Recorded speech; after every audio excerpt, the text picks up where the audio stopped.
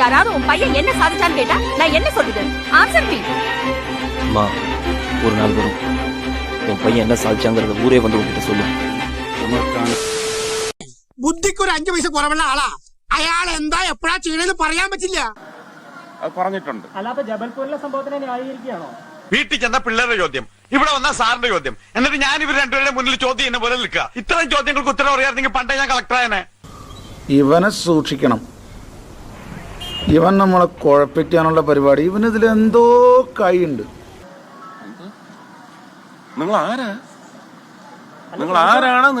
ഞാൻ നിന്റെ തന്ത, ഇവരൊക്കെ നിന്റെ മറ്റു തന്തമാര്. എല്ലാ സത്യവും ഇപ്പൊ തുറന്നു പറഞ്ഞില്ലെങ്കിൽ ഇവിടുത്തെ നിന്റെ ചുട്ട് കരിക്കൂടാ. ആരോടാ ചോദിക്കുന്നത്? വളരെ സൂക്ഷിച്ച് സംസാരിക്കണം. ഇവിടെ എന്താ ചോദിക്കാനും പറയാൻ ആരും ഇല്ലെന്ന് കരുതിയോ? സത്യം പറയണം. മാധ്യമാരാ ഇവിടുത്തെ ജനങ്ങളാണ് വലുത്. എന്റെ പൊന്നോ, ഈ ക്ലൈമറ്റിന്റെ കുഴപ്പമാണെന്നറിയില്ല.